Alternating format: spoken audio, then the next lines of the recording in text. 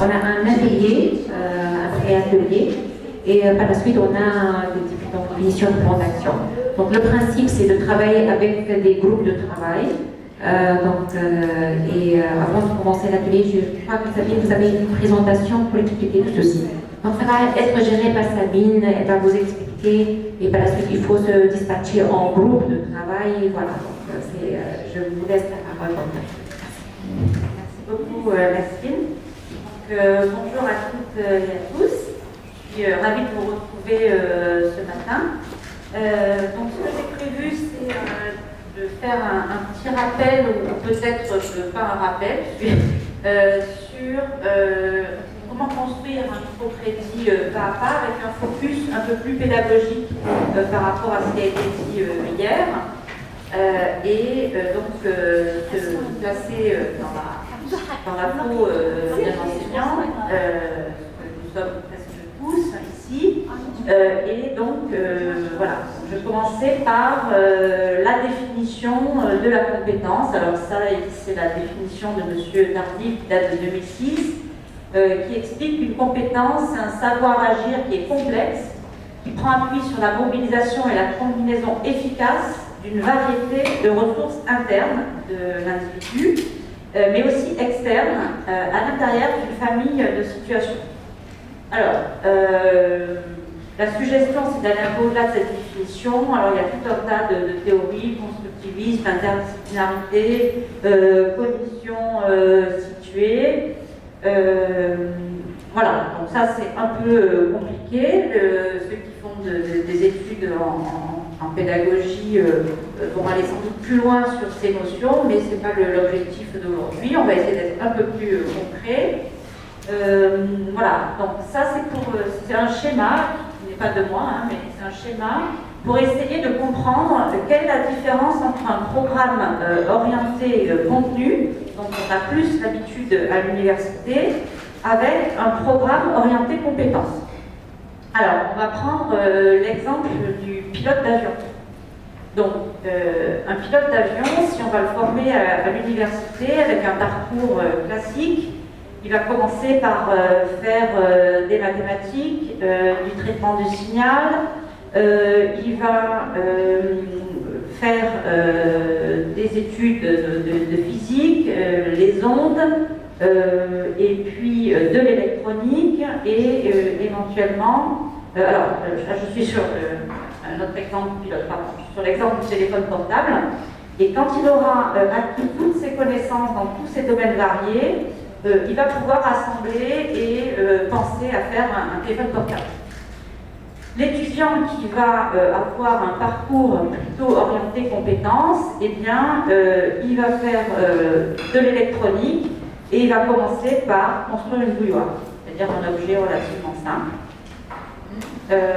Ensuite, il va faire de la physique des ondes, et avec ses compétences acquises pour fabriquer une bouilloire et les nouvelles compétences acquises en physique sur les ondes, eh ben, il va fabriquer un micro-ondes. Ensuite, il va se former un peu plus en maths et en électronique, et avec les compétences acquises auparavant, eh bien, il peut passer à un objet plus complexe. Donc, l'autre exemple qui est peut-être encore plus parlant, c'est celui du pilote d'avion. Donc, le pilote d'avion, eh bien, on va lui apprendre à faire décoller l'avion, naviguer et atterrir. Donc, c'est un apprentissage linéaire de toutes les tâches qu'il va devoir faire en tant que pilote d'avion. Avec un apprentissage par compétence, eh bien, on va faire un peu différemment, c'est-à-dire qu'il va commencer par apprendre à piloter un petit avion. Et donc, il va apprendre déjà le décollage, la navigation et l'atterrissage. Ensuite, il va passer à un avion plus gros. Et ensuite, à un Airbus, un avion de ligne. Donc, en fait, c'est la progressivité et la façon dont on va accumuler les compétences et les définir qui va différencier un parcours orienté contenu par rapport à un parcours orienté compétences. Ça reste un petit peu théorique, mais il faut comprendre la différence générale d'orientation des programmes. Donc, toutes ces compétences, hein, on en a déjà parlé hier, mais il y a pas mal de choses différentes, puisqu'il faut mobiliser tout un tas de choses. Donc, il y a les savoirs, évidemment, les savoir-faire, les savoir-être, soft skills, l'habileté, la capacité, l'attitude, des micro-compétences, des acquis d'apprentissage, des connaissances. Et donc, tout ça, c'est multiple.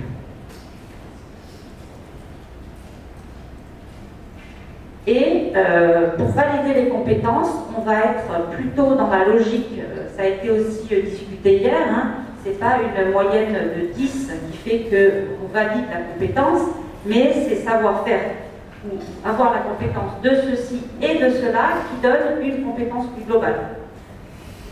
Donc c'est vraiment le et, hein, on reprend l'exemple du pilote. Piloter, c'est décoller et naviguer et atterrir. Si on ne sait pas faire une des trois, ça ne marche pas. Et le décollage ne compense pas l'atterrissage. Il faut tout savoir faire. Donc c'est pour ça que le découpage en compétences, en sous-compétences, en aptitudes, il va être très important dans la définition du microcrédit, parce que c'est le même état d'esprit que la certification qui va valider une capacité, une aptitude, une compétence à savoir faire quelque chose. Alors, il y a plusieurs approches, plusieurs définitions. Donc ça, c'est le référentiel français. Le répertoire national des certifications professionnelles, qui est précise et reconnu par l'État. On appelle ça soit le RNCP, soit le RS, RS pour réseau référentiel spécifique, RNCP, donc répertoire national des certifications professionnelles. Et si je prends un exemple qui est celui d'une infirmière ou d'un infirmier en soins généraux, donc vous voyez, il a sa fiche, il y a un numéro, et on peut trouver cette fiche, et elle nous dit le titre, le code, le niveau de qualification, donc ici c'est un niveau 6, les activités visées que doit savoir faire un infirmier et une infirmière, hein, donc le soin, l'accompagnement, la prévention, les compétences, donc c'est rédigé comme des blocs de compétences opérationnelles, donc ça va distinguer les compétences, sous-compétences, savoir-être, etc. Et les modalités d'évaluation de ces compétences. Alors ça peut être des stages, des mémoires, des épreuves pratiques, et pour les infirmiers, il va y avoir peut-être une combinaison de tout ça. Et ce qui est écrit dans la fiche aussi, c'est le secteur d'activité et le type d'emploi accessible pour quelqu'un qui a donc cette certification. Donc, voilà, c'est ça qui définit la norme de la certification en France du point de vue juridique. Alors, il y a une autre référence et une autre approche, qui est l'approche européenne, avec le référentiel ESCO. Donc, ce n'est pas national, hein, ça décrit les professions et les compétences associées au niveau européen. Donc, si je reprends mon exemple d'infirmière, nursing professional, pareil, on a un code et la fiche va décrire le métier, les compétences essentielles, donc le soin, l'accompagnement du patient, les compétences optionnelles, les liens avec les autres professions, le médecin, le soignant, etc.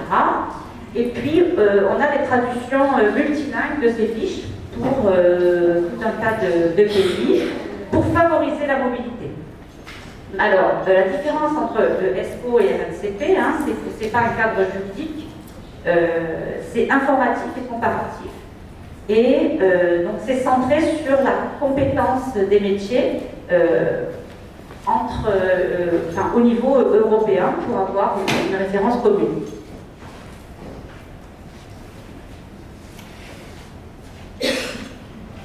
Donc, cette base, cette approche ESCO, donc, si je prends la définition que j'ai trouvée, aptitude avérée à utiliser des connaissances, des compétences, des attitudes personnelles, sociales et ou méthodologiques dans des situations de travail ou d'études, ainsi que pour le développement professionnel et personnel. Donc là, ESCO met l'accent sur la capacité à mobiliser, à combiner donc connaissances, compétences et aptitudes dans des contextes réels, donc des situations professionnelles.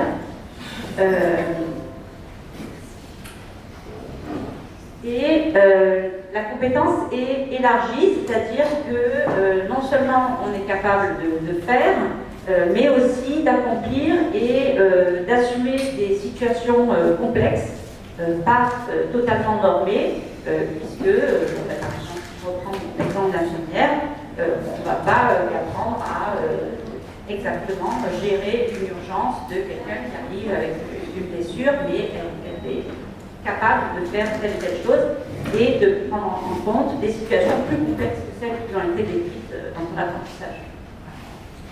Donc on va définir 3 termes qui vont être importants pour l'atelier et qui sont aptitudes. Donc par aptitude, j'entends une action observable, analyser, convaincre, utiliser un outil, voilà, ce genre de choses. Une compétence, donc c'est des savoirs. Alors, par compétence, c'est un peu compliqué, surtout en français, parce qu'on met plein de choses dedans. Donc, on va dire mobiliser des ressources pour accomplir une tâche. Ça, c'est la définition de Legauther. Et une sous-compétence qui est une partie spécifique qui est plus mesurable et opérationnelle d'une compétence plus large. Et donc, on va avoir plus de facilité à l'évaluer. Alors après, on en a parlé hier aussi, il y a le cadre européen de certification, EQF, European Qualification Framework. Donc ça, c'est la référence européenne qui compare les niveaux de qualification. Donc hier, on disait, en Europe, il y en a 8. Sur la définition du continent africain, c'est 10. Voilà, donc, les 10 niveaux. Le 8, c'est le plus haut, c'est le doctorat. Donc le master, c'est 7, et la licence, 6. Et tous les diplômes nationaux, que ce soit en France, Espagne ou Allemagne, sont rattachés à des niveaux EQF. Dans notre exemple précédent de diplôme d'infirmier, sur la fiche RNCP est noté niveau 6 qui correspond à ce référentiel européen EQF. Donc la certification, c'est la reconnaissance de la compétence. ESCO ne délivre pas de certification. Ça donne une base à laquelle on peut se référer pour relier les professions et les compétences, éventuellement les niveaux, et il nous faut donc des outils complémentaires si on veut faire de la certification à la suite. Donc hier, on a parlé d'Europass, qui est donc cet outil mis à disposition par la Commission européenne. Donc on peut présenter ses diplômes, ses expériences, ses compétences de manière visible à l'échelle européenne, on peut faire son CV simplement. On a le système des ECTS, système de crédit, où on peut donc comparer les niveaux universitaires entre pays. Et puis on a les directives sectorielles. Donc pour certaines professions réglementées, il existe en plus une reconnaissance automatique des diplômes au sein des États membres. Donc, il y a l'exemple des médecins, infirmiers et pharmaciens. Donc on peut exercer le métier de médecin avec un diplôme d'un autre pays reconnu dans les services des États membres. Donc, le cadre commun européen, donc ESCO, je ne l'ai pas dit, mais c'est European Skills, Competencies, Qualifications and Occupations. Donc, ça recense les compétences, les métiers et les certifications. Alors, les certifications, lorsque c'est renseigné par les États, mais la plupart des États ont leur leur cadre national. Le cadre ESCO, donc, il contient 29 langues et il est interopérable avec donc, le EQF, donc European Qualifications Framework, qui définit des cadres de niveau et donc qui permet de comparer les qualifications. Voilà. Je prends l'exemple du pilote. Ça ne va pas être le même niveau de qualification suivant le type d'avion qu'il peut piloter. Donc, le EQF, ça ne liste pas directement les compétences, mais ça définit pour chaque niveau le savoir, le savoir-faire et surtout l'autonomie, la responsabilité. Donc, un niveau 6, ça veut dire connaissances avancées, compétences avancées pour résoudre des problèmes complexes, responsabilité de projet. C'est ça qui est sous-jacent à ce niveau. Alors, il y a des cadres sectoriels européens. Donc hier, on discutait des cadres sectoriels au niveau de la Tunisie. Au niveau européen, par exemple, on a le e-competence framework pour les métiers numériques et digital, Entrecomp pour les compétences entrepreneuriales, DigiComp pour les compétences numériques de base, LiveComp pour les compétences clés de vie, donc personnel, social, etc. Et GreenComp pour les compétences de durabilité dans le cadre du développement durable du Green Deal. Donc aujourd'hui, en particulier, on va s'intéresser à celui-ci, le référentiel Entrecomp, pour les compétences entrepreneuriales, parce que c'est lié à l'exercice que je fais. Voilà, donc le premier atelier de ce matin, c'est essayer de comprendre la logique de construction d'un microcrédit en partant d'un module pédagogique qui existe déjà et de voir si on peut le transformer en microcrédit en analysant, en définissant ses compétences par rapport à l'explication de ce qu'est le cours et quels sont ses objectifs, quel est son public, etc. Alors, on va faire un bout, alors on ne va pas tout faire parce que sinon ce serait trop long. Bon, je ne reviens pas sur ce que c'est un microcrédit. On a vu ça en long, en large, en travers hier. La chose dont il faut se souvenir, c'est que le CTS équivaut à 25-30 heures de travail, c'est le référentiel de CTS, de travail global, qui comprend aussi l'évaluation d'ailleurs.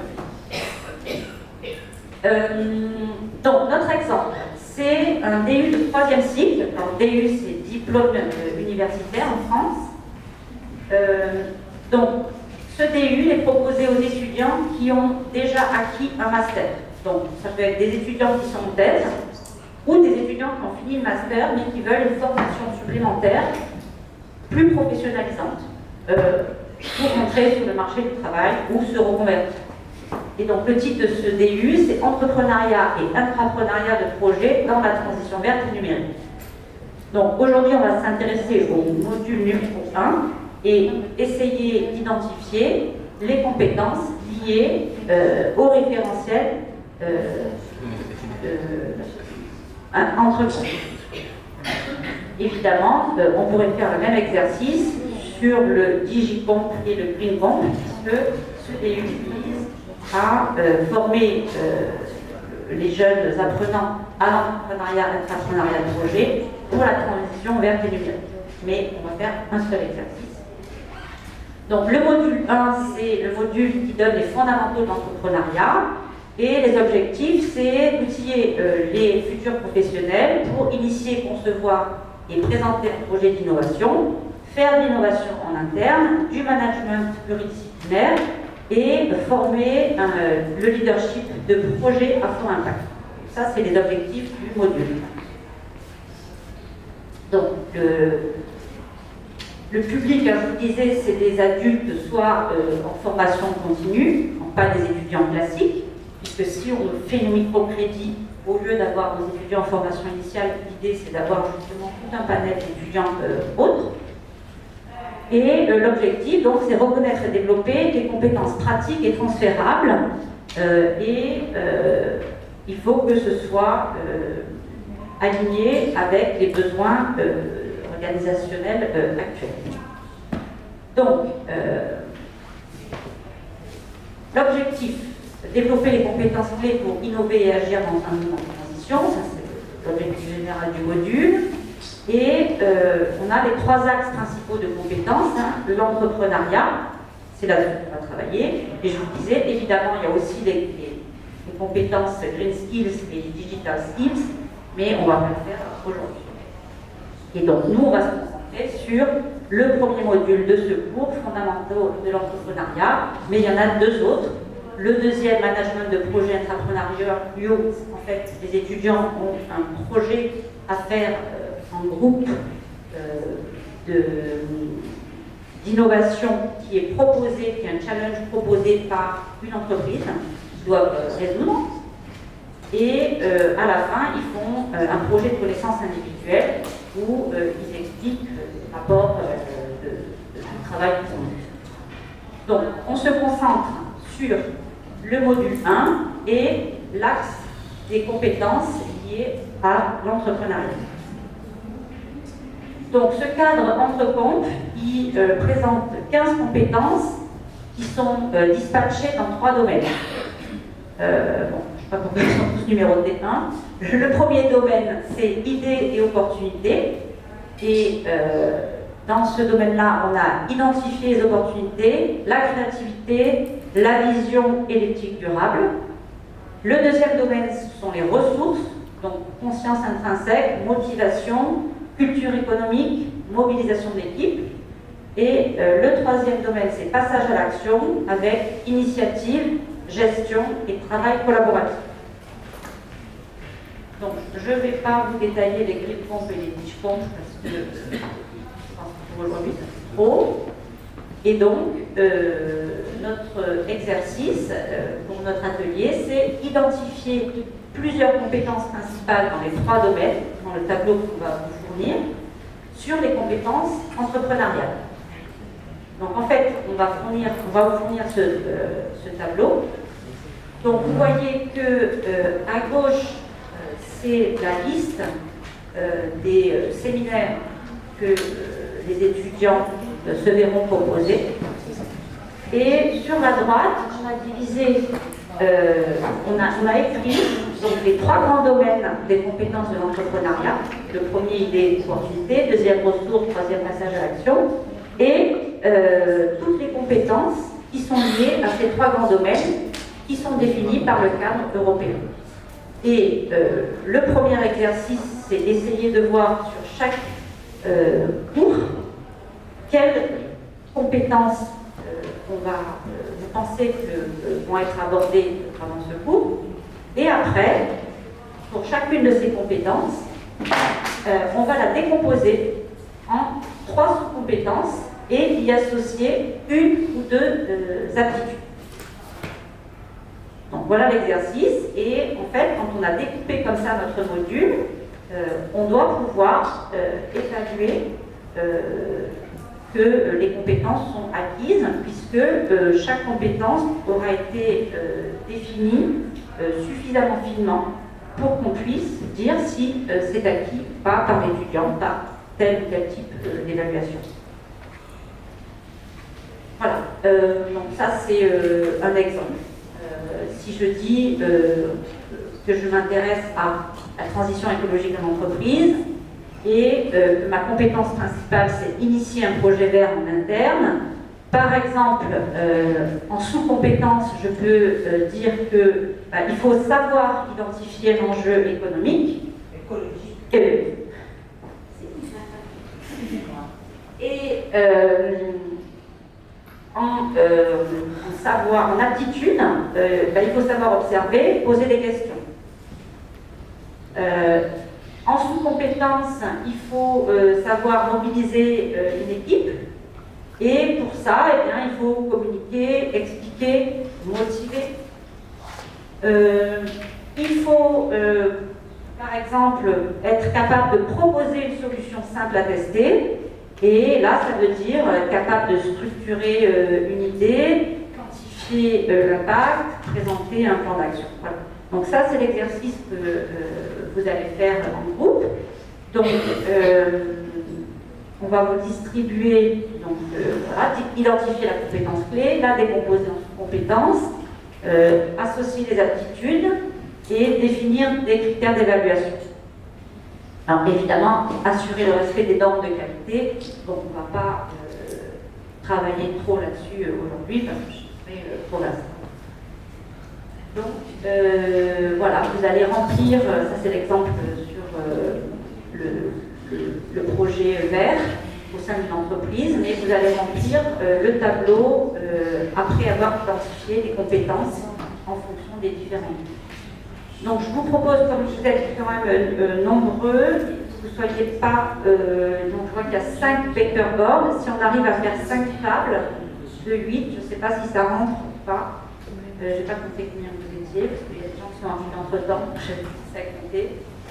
Alors, donc essayez de vous regrouper, puisque vous allez travailler en groupe et pas individuellement, et ensuite chaque groupe fera sa proposition de restitution du découpage.